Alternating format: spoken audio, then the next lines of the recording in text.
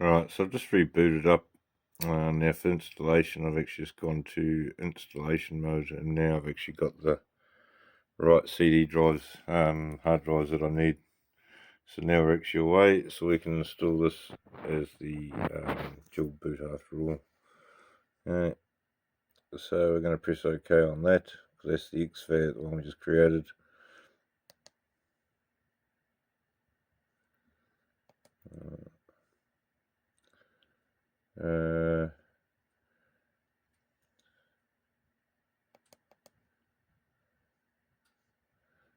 Make it a FAT32, shall we?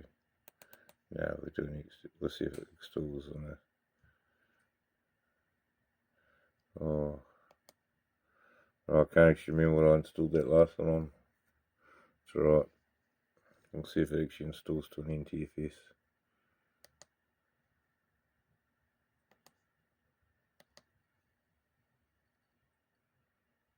Now we do not want to install grub, because we're actually going to do that in the Windows itself, okay? We don't want a grub bootloader. We want to skip that.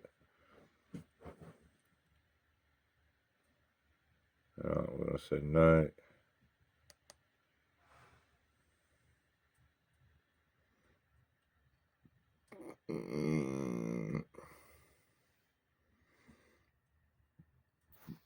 Right, and it'll come up saying that it needs to write a image data file. It needs 512 megabytes at least, so do that as well. Right, sweet, so now we've all finished. So we're going to go out of here and go reboot. But we're going to reboot into Windows, and because this won't boot, we didn't put a grub bootloader in. We're going to do that from Windows itself by using a program called BCD Editor. Okay. Alright, so the other program you want to get now that we've got that on a drive, you want to go and get yourself a thing called BCD, Easy BCD. This one here.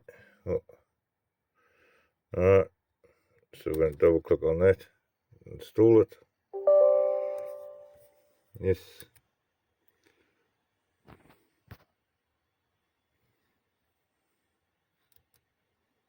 Yep, I agree. Yes. And yes. Alright, simple as that. Done. Run easy BCD. Let's shut this off.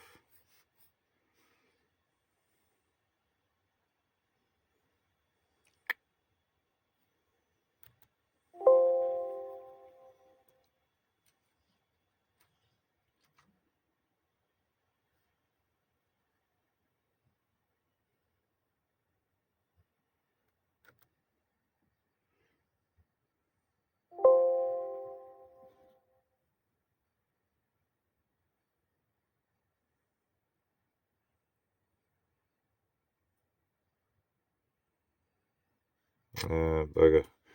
Okay, but easy BCD is not going to work in easy mode. It's alright, we can change that. We can make all this go back the other way. Bugger. So this may not work as multi-boot after all. If we were on legacy mode, it'd be working no problem at all. Alright, but that's right. We'll see if it works. We'll go add new entry. Okay, actually, probably go here. So that's what it's booting off at the moment, Windows. Okay, we want to add one. So we're going to go, let's see, we're going to be Linux or NeoGrub. Yeah, see, look, it's not letting us grab anything because it's all legacy based. Yeah. What a shame. Oh, well, so if you're on a legacy computer though, and you've done what we've done, it's not going to work on uefi. But here, of course, is where you'll select what partition, and then because we didn't install a grub, because we wanted to use this, that's where you'll install the grub bootloader from here. Okay. And then you'll have your multi-boot system. And anybody that's on uefi boot, like I am, the only way around it is to change your boot cycle around the other way, and your system may not boot.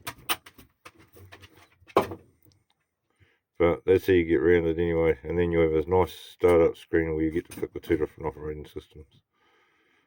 So after you've added the new one, you go to edit boot menu and have Windows as your first one, and that'll bring up the multi-boot down here. Change that down a wee bit as well.